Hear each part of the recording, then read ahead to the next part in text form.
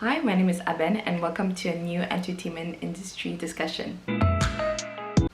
Honestly, I don't know how to explain my my outfit. My hair was just not working today. I literally look like the tennis ball runners, and also my top seems to match the color of a tennis ball, which actually, funny enough, is today's topic discussion. At the time of filming, the Australia Open is currently happening. I think now they're in the second round. Okay, so I just wanted to share my opinion surrounding whatever is happening in the tennis sport concerning doping cases. I'm quite a big tennis fan. I grew up watching tennis. I played tennis for a bit when I was a kid, and so I kind of feel entitled to share my opinion about the sport. And then all the research I did was for my sports law class that I did for my master's, where it was essentially examining the current scope of WADA, which is the World Anti-Doping Agency, to see what was their regulations on doping. And I just wanted to specialize within tennis, and more so particularly on Simona Halep's case that happened last year. Well, that ended last year essentially. And it was really funny because at the time I wrote this essay, essentially it was like literally Olympic summer. So not even broad summer, it was Olympic summer. So I was always getting news development on doping or just new information on sports. And in a sense, I was obviously happy because I was essentially showing the professor that I was like literally up to date with the news, and I could still analyze and provide new insights. But at the same time, it was such a pain in the ass because I always kept having to readjust my points and the bibliography. Like, it's just such a pain in the ass, but I survived. So just let's get on with it. Essentially, doping is the use of prohibited substances or methods that are there to enhance athletes' performance.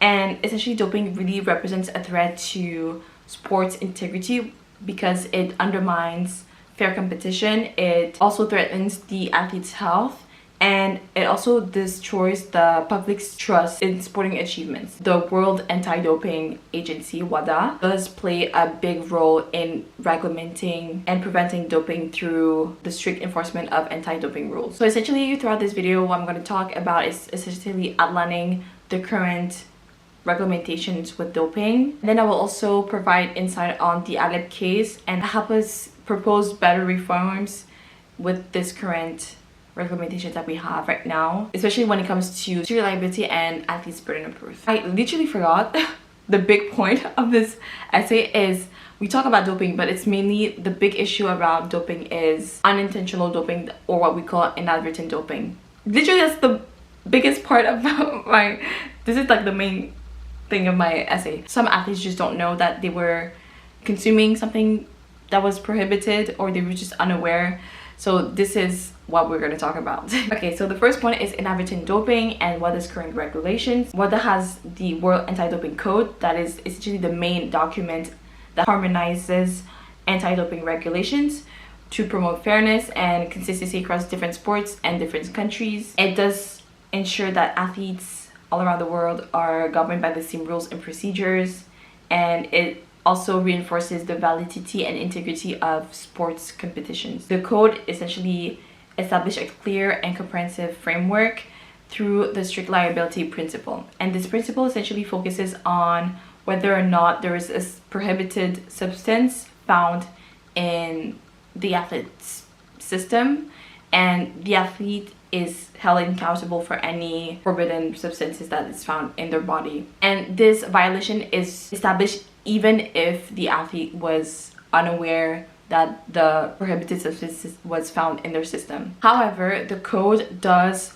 recognize that not all violation was deliberate misconduct. So really, they're essentially able to separate what is intentional and unintentional doping. The Article 10 of the code does take into account the athlete's intent and the degree of fault when determining the severity of sanctions. So as you can see, the first question is whether or not there was a prohibited substance. If yes, in order to sanction, to see how strict they're going to be with the sanctioning, was the athlete aware or not, or was the athlete had the intention of actually using to cheat. And essentially that definition does clarify the fact that the athlete can essentially prove if it was not intentional outside of the context of a sports performance, but it still highlights the fact that the burden of proof has to be on the athlete. And it's really complicated because the main reoccurrence that we see with unintentional doping is through food contamination or supplements contamination. But essentially the distinction between intentional and unintentional doping, it does give us an idea how proportionate the penalties are to the athlete's action and intention. So with that being said, it is also important to understand to understand WADA's role and how they would collaborate or how they work with CAS, which is the Court of Arbitration for Sports. So essentially while WADA establishes the framework, the CAS enforces the strict liability principle. So the CAS is essentially an independent arbitration body that is responsible for resolving sports-related disputes through arbitration or mediation. Is it meditation or mediation? That is actually so funny. Oh, I think I wrote meditation on my essay. That's so funny. I'm so sorry. Okay, anyways, but the CAS does provide a centralized and specialized authority to resolve anti-doping disputes for international and national sports organization. Even though CAS is the main body for sports dispute resolution, if I want to say it like that, some people doubt the validity of the CAS, mainly raising the fact that CAS is somewhat tied to major sports organizations like the IOC and like football associations. Historically, the CAS was primarily founded by the IOC, and also the IOC and like some football association did also contribute funds to the CAS. As such, some people think that because they funded to the CAS, they might think that the financial connection may influence CAS decision making. But of course, the CAS has explicitly said that they are still independent. They make sure that the arbitrators are required to sign a declaration affirming their impartiality. And I have two examples showcasing CAS's objectivity and independence. The first one is showcasing political neutrality when resolving sports dispute. The second case, although with the affiliations with its contributors, CAS remains independent. And there are economics and social factors that frame anti-doping enforcement, including the commercial interests of broadcasters, of sponsors, and the IOC. So although WADA establishes clear and sets the anti-doping rules and measures, the collaborations between WADA, CAS, and other sports bodies is essential in enforcing these rules consistently to solidify the framework. If we want to dive in deeper for anything that concerns unintentional doping or inadvertent doping, there are cases like the Baxter case, and all these cases collectively represent the dynamics between WADA and CAS in addressing unintentional doping. And despite CAS's commitment to upholding the WADA code and maintaining a consistent approach, the different outcomes in each of the cases that I mentioned does suggest that there is a more open approach that may be necessary, and that would indicate that the framework should be more equitable, just to make sure that athletes who do unintentionally breach the rules are not severely penalized, while still making sure that the sports integrity is intact. So now I will talk more about the Simona Halep case. Honestly, I was like so shocked when this happened, because I remember I was like, wait, where's Simona Halep? Like everyone's playing and where is she? And then I saw the news, like I was so shocked, because she was literally one of my best, like one of my favorite female players. So yes. Anyways, so the case is in October 2022, Simona Halep, she is from Romania. She was suspended after testing positive for Roxadustat at the US Open, which is essentially, it's a banned substance that is known for improving an athlete's performance skills.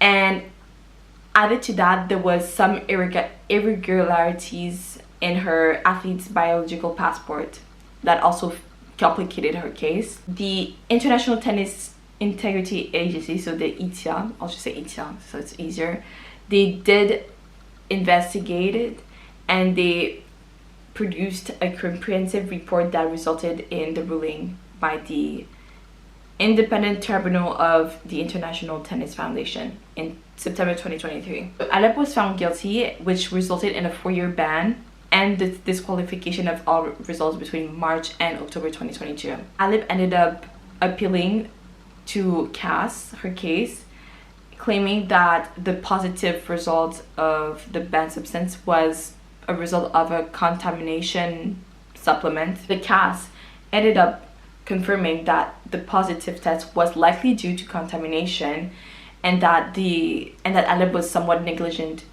in not verifying the supplement's ingredients. Following the successful appeal to the CAS, Halep's ban was reduced from 4 years to 9 months, which she had already served, and she was able to return to the WTA in March 2024 for the Miami Open. So in this case, the CAS decision recognized that the violation was not intentional, which does reflect the court's open approach in inadvertent doping claims. And although the ruling does apply WADA's strict liability principle, it also reinforces the consideration of unintentional doping defenses, while still emphasizing the need to provide strong and concrete evidence to prove that any doping was not intentional. Obviously, this case was subject to a lot of debate. Some sports organizations like the WTA were criticized for their lack of loyalty towards Halep during her legal process, and the absence of support from the WTA may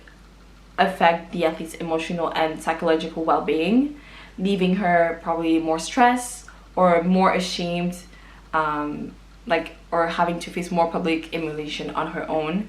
Obviously, some people might say it's not up to the WTA to make sure that Halep is doing well during her whole scandal, but some people might say yes. Some people might say they should check in, some people might not say they check in. I think another example was everything that happened with Naomi Osaka, where she was at Roland Garros, the French Open, where she said that she didn't want to do an interview because of her anxiety, and there was a whole debate about whether or not she should have done it, or she should have just skipped ahead.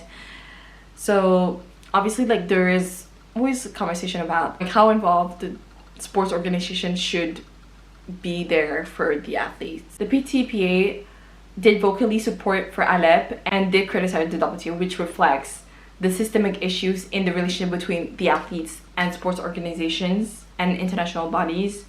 So the PTPA does focus on the player's interest independently and from traditional governing bodies, so the ATP or the WTA, which reaffirms the arguments said earlier about the broader commercial interests of in sports governance. And so by challenging the WTA's supposed lack of support in Halep's doping case, the PTPA really highlights the conflict between the commercial interest and the nuanced realities that the athletes are actually going through. And more so recently, Halep did start a legal action against the supplement company that was the source of her contamination case.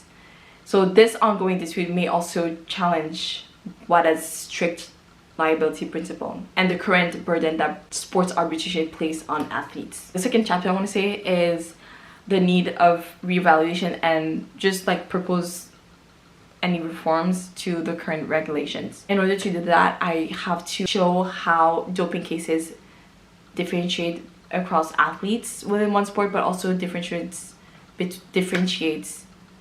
across different sports. So obviously the Halep case did bring a lot of conversation, and a lot of people were comparing to a previous doping case that concerned Maria Sharapova, which that case happened in 2016, and essentially the Russian player was tested positive for meldonium, and it was a really big case at the time because the timing of the substance inclusion on the WADA's prohibited list in early 2016, just a couple months before she tested positive for her test. So even if Sharapova did use had the substance outside of the context of a sports competition, the CAS still had her accountable for failing to verify the substance recent banned. Through a de novo review of the case, the initial 2-year suspension that she had was reduced to 15 months. Both Sharapova and the Halep case, the fact that the CAS was able to essentially reassess and essentially reduce the sentencing, that show that they are open to reassess the sanction based on a comprehensive evaluation of the evidence. So if we were to compare both Sharapova's case and Halep's cases, Sharapova's situation does emphasize the need for athletes to always be informed about ongoing changes on the prohibited list. And then you have Halep's scenario where athletes are always needed to be in touch, or at least the need for WADAs to be continuously communicating with athletes in order that they are always updated with the status of substances. But then again, there are broader issues at play when it comes to inadvertent doping in tennis. And the first one that I had in mind is quite a sensitive topic that can really turn into a political issue. For example, the fact that both Halep and Sharapova are Eastern European athletes. Like, there's maybe a disproportionate scrutiny faced with Eastern European athletes, especially following the Russian state-supported doping cases that happened. Essentially, that ban on Russian athletes may have had an impact on Eastern European athletes in general, which may have created even more even more politically charged environment for them. Then I don't know. And also, it's really weird because right now, at the time that I'm filming this, well, Sinner is another case, and right now there's Swiatek, which she's from Poland. So like, see, I feel like there's, I don't know, it's quite interesting. But then again, CAS has always consistently proven that they are impartial. They don't overtly look for or consider these political elements in their review. But then again, does that mean that they should start involving those political? I don't think so, but I feel like it happens too much to a certain group of people that like, should we do something about it? Essentially, what I'm trying to say is that although CAS is disregarding these geopolitical issues at play, it's still important to recognize that these external factors are quite present and that they may impact the relationship between the IOC, the national organization communities, and the athletes. And then the second point that the second broader issue that I had was the fact that the strict liability principle really exposes the inequalities in the resources available to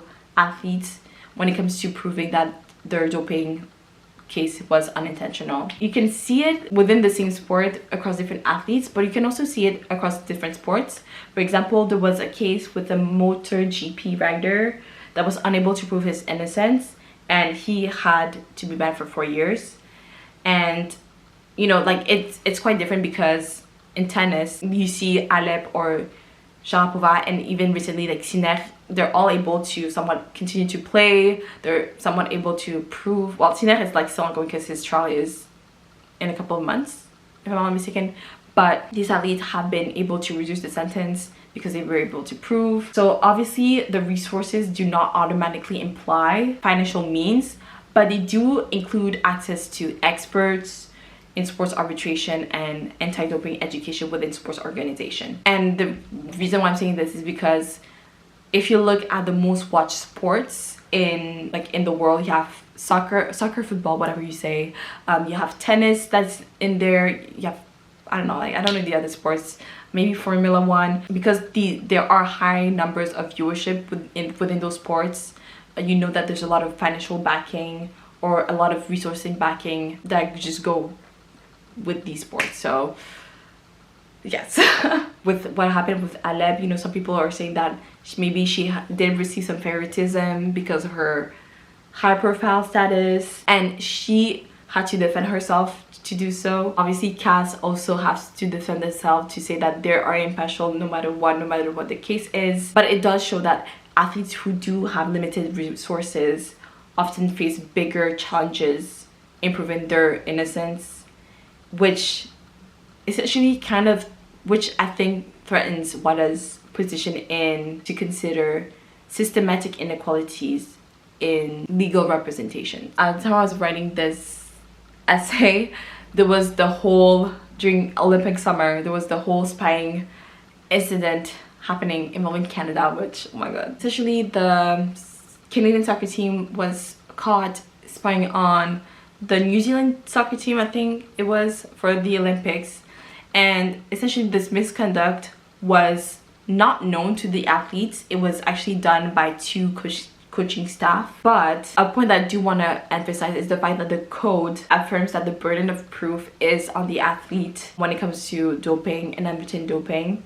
And the recent Canada spying incident reveals that the limitation of the current anti-doping policies and procedures. The bigger point made from this scandal was the notion of collective responsibility that you don't necessarily find in individual sports. There's this urge for more nuanced policies that address misconduct without disproportionately impacting athletes who may not be directly involved in those doping or cheating violations. And just to go a bit further with the concept of collective responsibility and individual accountability, I want to say with what is happening right now with Siner, he was tested positive for a substance, and soon after he fired some people from his staff. Or I do understand the decision behind firing, I don't know, you're like someone from your staff after you've been tested positive for doping. Obviously people see tennis as an individual sport, but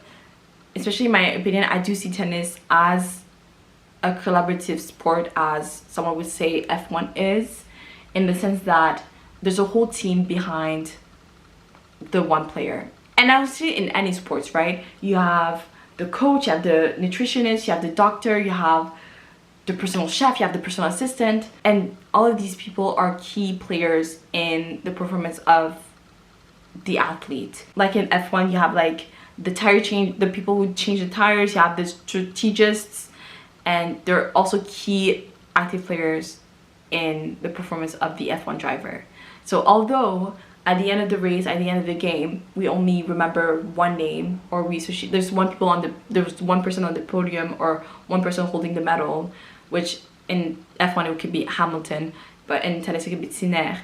There's still a bunch of people involved behind the individual, if you know what I mean. So what I'm trying to say is that although the one athlete has been tested positive for the doping, when it comes to unintentional doping, maybe we should put the blame, put the responsibility on not only the athlete but also the team as well, you know? While WADA does make efforts to maintain sports integrity, the current framework as we see it does fail to recognize important issues when it comes to resources inequalities and biases in policy enforcement, which does show that there is a need for a reform to ensure a fair and balanced approach to applying anti-doping regulations. And when it comes to potential reforms, there are three aspects I want to touch on. We have contamination, technological advancement, and public awareness and perception. Obviously, the sport industry is transforming exponentially, especially when it comes to technological advancement, globalized markets. The athletes' profiles are evolving constantly with time. Obviously, as a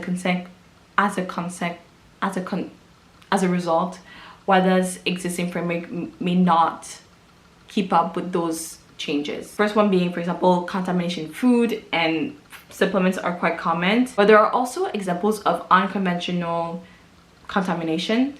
So there are both Richard Gasquet and Sean Barber. There are two athletes that have been tested for cocaine. And these are two different instances. In both instances, the contamination happened from having kissed someone who used the drug. So both the CAS and the CDRCC did find no fault, and there was no section for both athletes. There was another case involving a UFC fighter who was tested positive from a contamination arising from cosmetics. And what was interesting from this case was the fact that the substance that was found in the cosmetics is essentially used everywhere in cosmetics, which shows a bigger issue at play when it comes to anti-doping protocols, particularly when it comes to testing accuracy. There are scientific research that shows that contamination from cosmetic products can have a big impact on athletes, especially female athletes. And the fact that it is quite a big impact is because,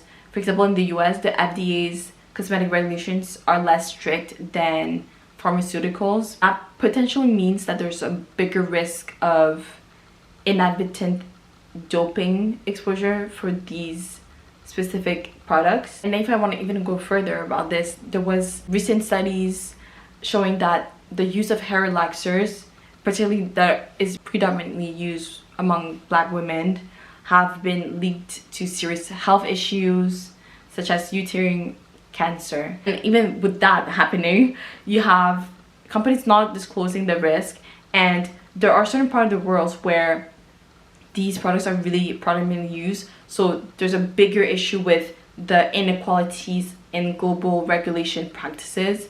So essentially what I'm trying to say is that, what am I trying to say actually? Within the context of sports, you have the social pressures of female athletes to comply with certain beauty standards, because not only they have to present themselves, but sometimes, depending on the sport, for example, synchronized swimming, the makeup is part of the costume. So essentially everything that's happening with cosmetics is particularly putting female athletes at risk, always for their health, but also for doping violations. Obviously, when we're talking about cosmetics, it's not just makeup, but it could be body lotion, it could be hair gel. So obviously men and women could be put at risk for this, but I do want to emphasize the fact that this could predominantly affect women in sports. If I want to come back to our case study, which is Simona Halep, I talked about with the fact that there's an ongoing lawsuit happening with the supplement company.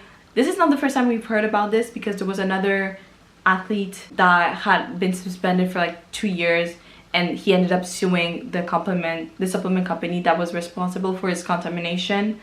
It is quite difficult because with everything that's happening, there is this sentiment that the strict liability principle does harshly penalize athletes. I think I briefly mentioned the Baxter case, but in a situation where the athlete is unaware of ingredient formulations, as it's quite common that depending on the country, even though it's the same product, the ingredients might be different depending on the country.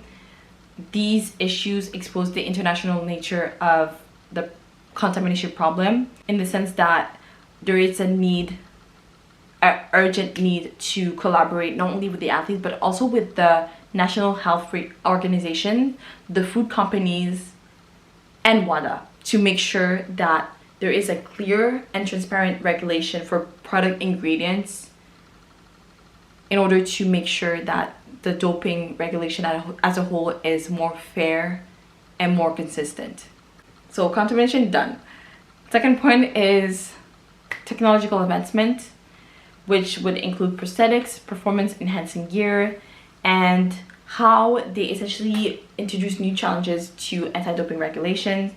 So like as I said, with the cheating scandal with Canada, in this instance the cheating did impact the entire team, which puts a bigger burden of proof on athletes to remain aware and careful. I want to talk about Blake Leaper's case, which challenges the fairness in competitive sports for Paralympic athletes. And I will link down below Cleo Abrams' video, because honestly that video that she put for her YouTube channel came at the right time while I was doing my essay. So honestly, she kind of saved my ass for this one. But essentially with Leaper's prosthetic case, the question at play was whether the different heights for running prosthetics did give the athlete an unfair advantage. And there was a lot of inconsistencies when it came to applying the standards to technological aids in sports. The judgment of that case was very different from a previous decision in the Oscar Pistorius case, where Pistorius was able to compete at the Olympics, while the Leaper case prevented Leaper from competing, or like he had to face restrictions in how he was able to compete. And essentially the differences in the outcomes does reinforce the inequalities faced by athletes with disabilities. And Cleo did go into details with the issues with Leaper's case, whether the fact that the way that the court examined the height requirement was inaccurate, because they would use example of Michael Phelps, which like, you know, the wingspan of Michael Phelps. Well, it doesn't really apply with Lieber, because Lieber wasn't born with his 2 limbs, so they weren't able to essentially accurately predict his natural height. So there were already a lot of issues with that aspect, and essentially that just raised bigger concerns about the fairness and accuracy of these rules, because it really does impact the athlete's career and opportunities in the sport industry. Cleo does also say in her video that there is the line between reasonable innovation and unfair advantage is really thin, or it's like really difficult to discern. So it is quite interesting to see how WADA would be able to involve when it comes to the regulation of sports, considering these technological advancements. They would have to do so in a way that does not compromise sport integrity for both disabled and body-abled athletes. And then when it comes to public awareness and perception, there were some talks about enhanced games during the Olympic summer that we had last year. It's like a really weird topic, because essentially enhanced games are threatening the traditional anti-doping frameworks by essentially allowing regulated use of performance enhancing drugs under medical supervision. So unlike the Olympic Games, which are aligned with the WADA regulations, the model of enhanced games would emphasize transparency and could represent a new direction for competitive sports. Because these enhanced games acknowledge the flaws of the traditional doping measures, they are essentially trying to offer a more nuanced and more athlete-centric solution when it comes to inadvertent doping. However, some experts do point out the fact that these enhanced games are essentially normalizing drug use, and they are essentially pointing out the potential health risks for athletes. So essentially, the allure that is associated with the enhanced game is essentially challenging the current regulations that WADA has in place for anti-doping. And on top of that, you have the ongoing lawsuit with Simona Halep that also shows the importance of essentially broadening the education and accountability in anti-doping efforts. So although Halep was able to prove that her contamination was beyond her control, her case does highlight the fact that anti-doping education should extend beyond athletes and should be applied to food companies. There should be a need for WADA to ensure that all parties, and that when I say all parties, that means athletes, their supporting teams, the general public, and companies, to understand and navigate these risks to prevent more inadvertent violations and to provide a safe and fair environment when it comes to anti-doping. Also, I don't know where I needed to put this, but essentially when I submitted my essay, I was so mad because the second I sent it, literally the next day, I saw news about Yannick Sinner's case. He was like just as positive for the case, and then when the next day, or the same night, I went on YouTube, and the first video that appeared was a recommended video from an ex-boxer coach, something like that was like involved in doping scandals. So I was like really mad, but I still want to put it here just to be sure. So essentially what I wrote was, regardless, they do reinforce my arguments for the need of a reform for WADA. Obviously, Sinner's case, right now there was no fault or negligence, but some people are quite mad at this case because Sinner was able to play right away, although apparently his trial is coming in the next couple of months, so we don't know how it's going to unravel. But yeah, so there are differences in the case between Sinner and Halep. For example, Halep's case, there was also the fact that there was inconsistencies in her athlete's biological passport that also didn't help her case. Because there were so many controversies, people pointing out the inconsistencies in the results or in the outcome between athletes within the same sport, it does reinforces the need that there should be a more unified approach that is still fair for all athletes. And also, like this scenario case also reinforces that contamination issues should not only fall on athletes, highlighting a broader concern where food and product companies should be held accountable for unintentional doping. And then the interview that I was talking about, so it was concerning Antonio Contes, in which he exposes the corruptions within the doping system. It essentially suggests that this focus should shift towards targeting international doping rather than unfairly penalizing athletes that are victim of unintentional doping. And he essentially said that the current system in place is a bit too strict and might be susceptible to manipulation, which obviously leads to unfair results or unfair outcome for the athletes who are just unaware that anything is happening to them. Obviously, these two recent events do highlight the need for reform, okay, for a more balanced, a more just anti-doping framework that is able to maintain the integrity of sports without having to penalize unfairly the athletes that are innocent. So just in conclusion, WADA plays an essential role in maintaining the integrity of sports through its strict liability principle, which holds athletes accountable for any banned substances found in their system, whether or not they have the intention to cheat.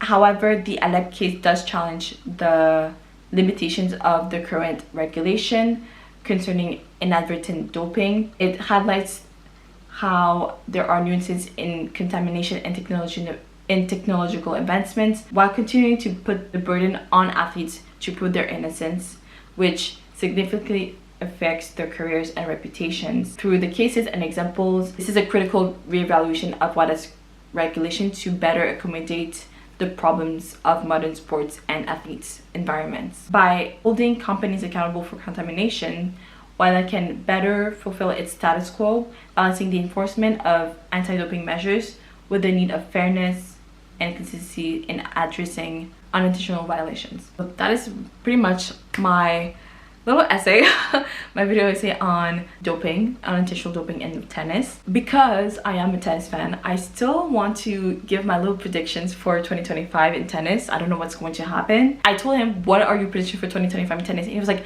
I can give out the entire year. I can just give you for the Australia Open. And my dad thinks that Djokovic might win the Australia Open. I don't know how long it's going to take me to edit this video, but if I'm able to do it right before the finale, I see finale. Finale is for a show. Final is for yes. Anyways, yes. If I'm able to put this video right before the final, I think it's gonna be really interesting. Hopefully my dad is right. I don't know. So I think I have like a couple of like predictions. I don't know if I should start with like men's or women's. Obviously, since last year I said Kyrgios is coming back to tennis because this man is everywhere. He's speaking to all the news outlets. He's doing everything but being on the tennis court, and obviously he's back. He didn't manage to stay long for the Australia Open, yes, but I do want to see him more this year on the court. And I know he said that he doesn't see himself play tennis past his 30s, but honestly, if he were to retire, I definitely see Kyrgios be like a tennis analyst for sports events. Okay, he's really entertaining. He does love to yap, so just give this man a mic and just let him present like 1 or 2 tennis events, and I think it would be quite entertaining. So that's like a first prediction. My second prediction that I talked with my dad last year, like at the end of the 2024, was the fact that I thought after the Olympics Djokovic would retire. I thought that he only needed a gold medal for the Olympics and then he would retire, but somehow he's still here. Okay, my dad said that he's just trying to play for fun, but honestly I expect him, if it was not 2024, I think he's going to retire in 2025. But I think that he might play for 2 more years. I don't know. I'm expecting a little like message, a little message from Djokovic saying, you know what guys, it was fun, peace out, you know? Yeah, I don't know. Like, I don't hate Djokovic. A lot of people don't like Djokovic, but honestly, let me tell you something about this. In my head, Djokovic and Kyrgios are two people from the same, like, are two faces from the same coin. In the sense, let me, like, please, I'm gonna get this word for saying this, but you know the grid of like good, neutral, good, evil? In my head, Djokovic is a good evil and Kyrgios is an evil, okay? And then if I were to complete this grid in my head, I would put in good, I would put Federer. Good neutral, I would put Nadal. Good evil, I would put Djokovic. And then I would put like in like neutral good, I would put Andy Murray. Oh shit, this is actually really more complicated than I thought. And I'm not even talking about the new generation, okay? Actually, this is really complicated. I don't know. Because then in my neutral, I would put like Wawrinka, I would put Monfils, I would put Tsonga, I would put Nishikori. Oh, Nishikori is really nice. I'm like a Nishikori stan, honestly. In my personal grid, I would put Nishikori in good, okay? I would put Nishikori in good, okay? And then I don't know who I would put like in neutral evil or neutral... Ooh, I don't know. I think I would put Medvedev in neutral evil. I didn't say... Actually, I don't know. I don't know my grid. I don't know how I would complete it. But yeah, I don't know. Okay, like... Yeah, I don't know. I'm sorry. I'm gonna get roasted for this. I'm so sorry. But I had to say it. I'm sorry. For women's, I think I would like to see Halep, Kerber, and Osaka back on sport. Like, and not just like, well, I'm back. Like, they're actually actively winning tournaments. They're actively making a name for themselves again. You know, like, that's what I want to see. Yes. Also, because we have, for example, Sabalenka, you have Gauff that are really making a presence for themselves. I think we're gonna have another new female star in tennis. You know, there was Osaka a couple years ago. There was a lot of talk with Raducanu, but I don't feel like we hear them that often anymore. Obviously, Gauff has made her name for herself. Good for her, as she should. Yes, amen. But I think we're gonna have another girl, another woman who's gonna like, you know, make a name for herself.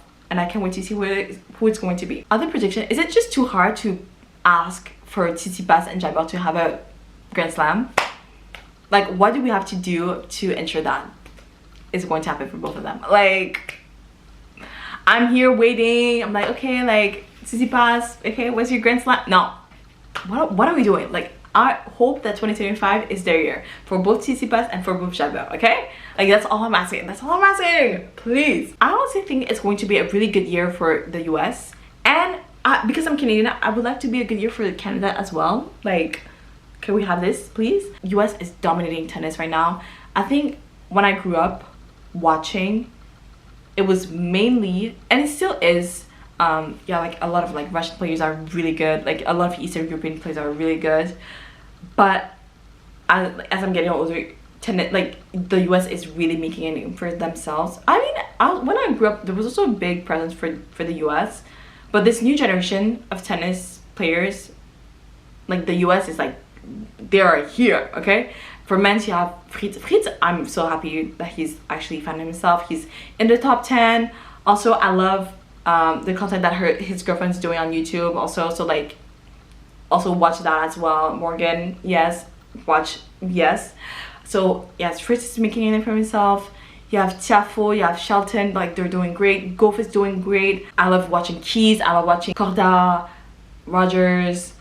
Like there's just so many American players that are doing great right now. And I think as a whole, you can just see that US dominance in tennis is here. I would like to see the same for Canada, you know? You have Fernandez that's doing great. You have Shapovalov, Jaliasim is here. Did I say Fernandez? Fernandez is here. Andreescu, girl, yes, Andreescu is here, yes. But I just need them as a collective to say, we're gonna make shit happen. And like they all like, you know, that's what I want to see for Canada. Last year, everyone was sick, everyone was injured, everyone was like out of commission. And I was so confused. But this article was released last year saying that a lot of tournaments are overlapping each other. There's a lot more competition happening right now. So the fact that as a result, like the tournaments are taking longer, they're overlapping. Athletes are just being a lot more strategic with which tournament they're entering, with they're not turning. So I think in 2025 we're gonna have to start. We're gonna have a conversation about the tournament schedules. Who should really go in, who should not. I know athletes are deciding themselves, but I think we're also gonna have a conversation with the scheduling of it all, because I think it's just being too out of hand.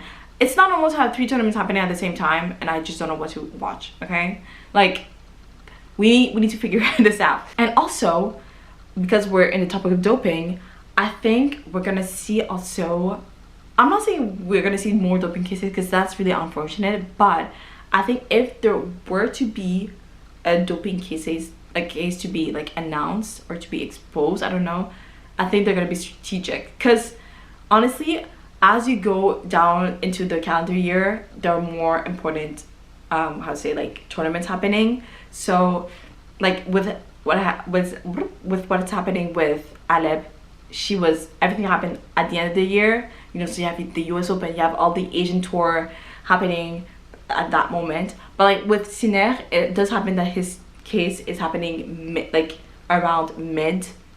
I'm so sorry, for like 2 seconds I had to charge my camera. But essentially what I was trying to say is, like, I think that there might be like strategic placement onto how they would like announce new doping cases.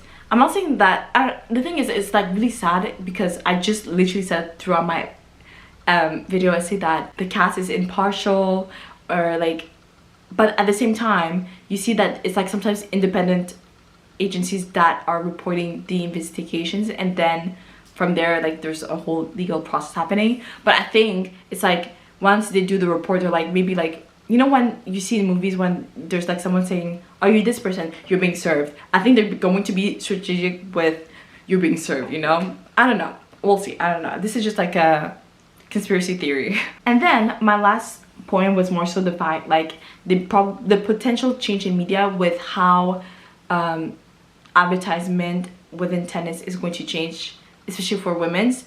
I think growing up there was a lot of talk with the fact that once a female tennis player was doing really well, she would probably take a step back, do a bit of modeling, or do a bit of, I don't know, acting or something like that, and then they would come back. But I didn't necessarily like it. I think that happened with the Williams sisters, if I'm not mistaken.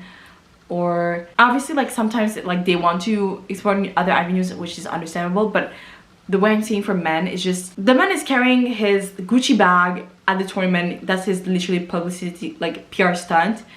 He's still being able to play all that stuff, yada yada pam pam. Once he retires, he's going crazy on the advertisement. I've never seen a Nadal ad that much in my life, like at this current period of my life, than in his entire career. Like, what, he has so much time in his hand. So I would like to see the same for women's, you know. I don't know, I don't know, I'm just like throwing out ideas like that. I love doing like predictions and being wrong about them, so that's why I'm just yapping away. But honestly, that's all I have. But yeah, with that being said, I think that's pretty much everything that I have when it comes to my video essay, and my predictions for 2025. And I hope you liked the video, and I will see you guys next time. Bye.